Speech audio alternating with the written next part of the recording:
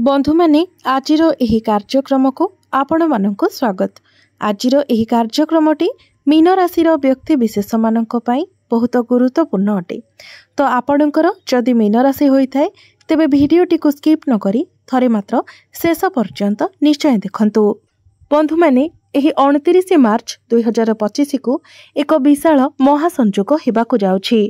कारण एही 29 मार्च को वर्षर प्रथम सूर्य पराग लागिबाकु जाउछि।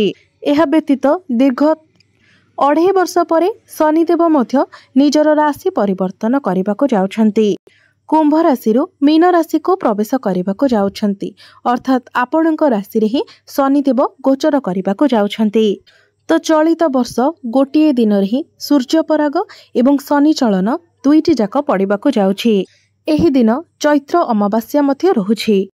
तेबे 29 मार्च को जो सूर्य पराग लागिबाकु जाउछि ताहा आमर भारत को दृश्यमान हेबो नाही। तेबे यह भारत रे दृश्यमान नहेले मध्य एहार प्रभाव समग्र ब्रह्मांड उपरे रहिबो। 12टी जाक राशिर व्यक्ति विशेष मानक उपरे मध्य एहार प्रभाव रहिबो। एहा व्यतीत एही दिन जो शनि चलन हेबो एहार मध्य एक विराट बड़ प्रभाव आपणक राशि उपरे पड़िबो, जहा फलरे आपणक जीवन रे एक विराट परिवर्तन हेबो। तो 29 मार्च ठारू आपणक जीवन रे केउ सबु परिवर्तन हेबो, केउ सबु बड़ घटना गुड़िक घटिबो, से विषय आजिर एही भिडियो रे आमे माने विस्तार भाबरे आलोचना करिबा। तेबे शनिदेव आपणकर केउ भाबरे गोचर करिवे एवं केउ सबु भाव उपरको शनिदेवंकर दृष्टि रहिबो, एहार प्रभाव रे आपणक जीवन रे केउ सबु घटना गुड़िक घटिबो से विषय मध्य जानिबा। सेथिपाई आपणकर जदि मीन राशि होइथाय तो भिडियोटी को स्किप न करी थरे मात्र शेष पर्यंत निश्चय देखंतु एवं भिडियोटी को लाइक करी चैनलटी को सब्सक्राइब करि दियंतु। कमेंट बॉक्स रे भक्ति एवं श्रद्धार सहित जय शनिदेव निश्चय लिखंतु। तो बंधु माने आसंतु आरंभ करिबा आजिर एही कार्यक्रम को, जहा कि जन्म राशि एवं चंद्र राशि उपरे आधारित अटे। तो राशि चक्रर 12 गोटी राशि मध्यरु शेष राशि अर्थात 12 नंबर राशि हेउछि मीन राशि। तेबे 29 मार्च 2025 को शनिदेव आपणकर द्वादश भावरु बाहरी आपणकर प्रथम भावरे प्रवेश करिवे एवं 2.5 वर्ष पर्यंत आपणकर प्रथम भावरे गोचर करिवे।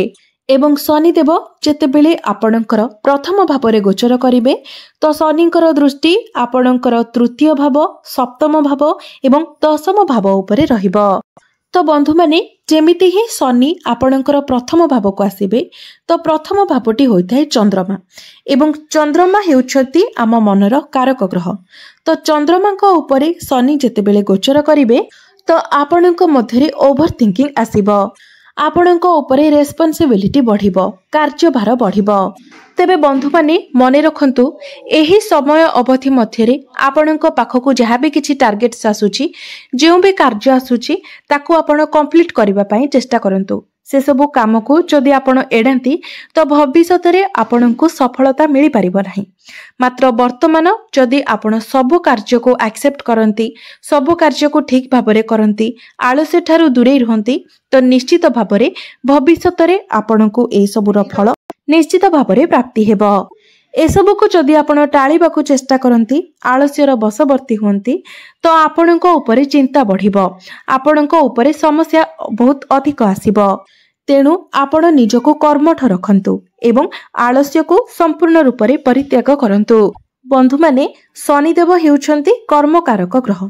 तो जो व्यक्ति माने निजर कर्म को ठीक भाबरे करिथांती सेमानंकु निश्चित भाबरे शनिदेवंकर आशीर्वाद प्राप्त होइथाय एवं जो व्यक्ति माने निजर कर्म को टाली थांती, अलसुआ होई थांती सेमानंकु शनिदेवंकर दुष्प्रभावर शिकार हेबाको पड़िथाय।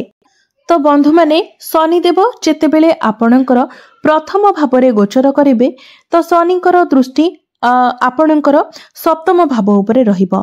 तेणु आपण निजर वैवाहिक जीवन हेउ किंबा प्रेम जीवन हेउ सेथिरे आपण थर्ड पर्सन को आसीबाको दियंतु नाही एवं निज मनरे कोनोसी प्रकारर शंका मध्य आनंतु नाही। जेते पारिबे निजर वैवाहिक जीवन हेउ किंबा प्रेम जीवन रे आर्गुमेंट ठारो आपण दूरे रहंतु एवं निजर जीवन साथी को आपण बुझिबा पई चेष्टा करंतु। तेबे बंधु माने सबुठारु गुरुत्वपूर्ण अटे जे आपणकर निजर जन्मकुंडली रे शनिकर स्थिति किपरि रहिछि। जदि शनि आपणकर जन्मकुंडली रे उच्चस्थ थांती, मित्र राशि रे थांती, स्वराशि रे थांती, तो निश्चित भाबरे एही 2.5 वर्ष मध्यरे आपणक उपरे रेस्पॉन्सिबिलिटी आसिले मध्य, कार्यभार अधिक रहिले मध्य आपण किंतु कैरियर रे बहुत ग्रोथ करिवे। आपणकर फाइनेंशियल ग्रोथ हेबो।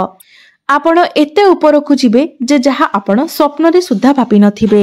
मात्र जदि आपणकर जन्मकुंडली रे शनिकर स्थिति खराब थाए, शनि दुर्बल स्थिति रे थांती, पीड़ित अवस्था रे थांती किंबा शत्रु क्षेत्रीय थांती, तो एही 2.5 वर्ष रे आपणको बहुत किछि स्ट्रगल करिबाको पड़ी पारे। आपणको ऊपर समस्या आसी पारे। कैरियर रे आपणको सेतेटा सक्सेस मिलि न पारे। एहा परे शनिदेवंकर दृष्टि आपणकर तृतीय भाव उपरे रहिबो, जहा फल रे एही समय अवधि मध्यरे आपण अधिक छोट छोट यात्रा करिवे एवं से सब यात्रा रे आपणको बहुत किछि सिखिबाको मध्य मिलिबो। आपण निज जीवन रे अनेक किछि एक्सप्लोर मध्य करिवे। आपणको मध्यरे मैच्योरिटी लेवल बढ़िबो। बहुत किछि लेसन आपण सिखिबाको पाइबे। आपण निज जीवन रे जहा किछि सिखि नांती से सबु आपण एही 2.5 वर्ष मध्यरे सिखिबाको पाइबे एवं एपरि किछि आपण सिखिबे जहा भविष्यत रे आपणकर काम रे आसीबो। एहा सहित जदि आपण एक्सपोर्ट रो कार्य करूछंती, ट्रांसपोर्टिंग रो काम करूछंती, ऑयल जातीय किछि कार्य करूछंती, कारखाना सह रिलेटेड किछि कार्य करूछंती, ऑनलाइन किंबा डिजिटल वर्क करूछंती, तो सेथिरे आपणको सक्सेस मिलिबो। सेथिरे भी आपणको ऊपर प्रेशर रहिबो, मात्र आपणको सक्सेस मध्य मिलिबो। एहा सहित शनिकर दृष्टि सप्तम भावरे पड़ुथिबा हेतु मीन राशि व्यक्ति विशेष माने जे मानकर विवाह बयस होई जायथिले मध्य जदि आपणकर विवाह होई पारु नथिला, तो शनिकर एही गोचर परे आपणकर विवाह योग खोली जिवो एवं खूब शीघ्र आपणकर विवाह मध्य होई जिवो। तेबे बंधु माने जदि आपण पार्टनरशिप रे बिजनेस करूछंती, तो सेथिरे किंतु आपणको सतर्क रहिबार अछि, सावधान रहिबार अछि। आखि बुझी आपण कहा उपरे भी अंध भली विश्वास करंतु नाही। आपणकर डॉक्यूमेंट, आपणकर पेपर को आपण जत्नर सहित रखंतु। विशेष करी एही जे 2.5 वर्ष रहुछि, एही 2.5 वर्ष मध्यरे आपण बिल्कुल भी कहा उपरे अंध भली विश्वास करंतु नाही। एहा व्यतीत जदि आपण विवाहित अटंती, तो आपणक मध्यरे क्रोध, जिद्दी एसबु को आपण कंट्रोल करंतु। एसबु को आपण जदि पारिबे निज ठारू दूरे रखंतु। निज भितरे आपण धैर्य रखंतु। हठात करी रागी जांतु नाही किबा कोनोसी कथारे आपण रिएक्ट करंतु नाही। एहा व्यतीत आपण एही समय समस्त प्रकारर निशा द्रव्य ठारू मध्य दूरे रहंतु। चोरी, ठकामी, मिथ्या एसबु ठारू दूरे रहंतु। अन्य काहाको आपण हैराण रे पकांतु नाही किबा काहा ठारू लूट करिबा पई चेष्टा करंतु नाही। अन्य कहार पैसा को हातेबाको आपण चेष्टा करंतु नाही। जदि पारिबे आपण दुखी असहाय व्यक्ति मानकु सहाय्य करंतु। किछि जिनिस आपण दान करंतु। कला कुकुर, कला काउ को प्रतिदिन किछि ना किछि आपण खाइबाको दियंतु। आपण अन्य मानकर जेते सहायता करिवे, आपणक उपरे शनिदेव सेते अधिक प्रसन्न हेबे एवं शनिकर दुष्प्रभाव मध्य आपणक उपरु कम होई पारिबो। एहा सहित शनिदेवंकर दृष्टि आपणकर 10म भाव उपरे रहुछि, जहा फल रे कैरियर रे आपणकर स्थान परिवर्तन होई पारे। आपण जदि पूर्वरु परिवर्तन पाई चाहुथिले, तो आपणक पई समय भल रहिबो।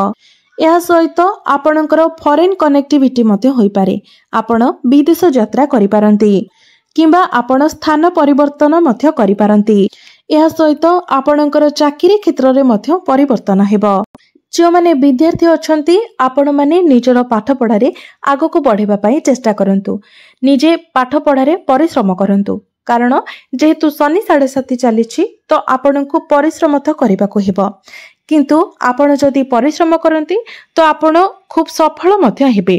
आपणको बहुत भलो फल प्राप्ति हेबो। एही समय आपण फॉर्म फिलअप करि पारंती, एडमिशन करि पारंती। पाठ पढ़ा को नेकी किछि बड़ डिसिजन मध्य आपण नै पारिबे।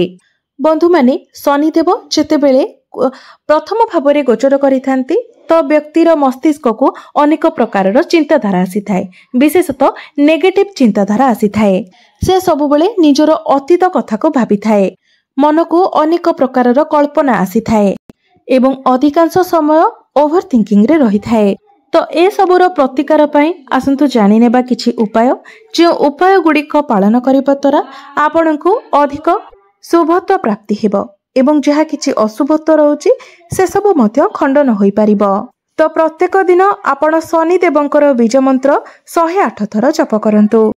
प्रत्येक दिन आपण गुरुंकर बीज मंत्र मध्य 108 थर जप करंतु। प्रत्येक दिन आपण विष्णु सहस्र नामर पाठ करंतु। प्रत्येक दिन उदित सूर्य को तंबा पत्र रे जलार्घ्य अर्पण करंतु एवं संध्या परे आपण चंद्रमांकर बीज मंत्र मध्य 108 थर जप करंतु। एहा सहित प्रत्येक दिन आपण हनुमान चालीसार पाठ करंतु। निश्चित भावरे आपणको शनि देवंकर कृपा प्राप्ति हेबो। तो बंधु माने आपणकर जीवन मंगलमय हेउ एहा ही ईश्वरंक निकटरे मोर प्रार्थना। धन्यवाद।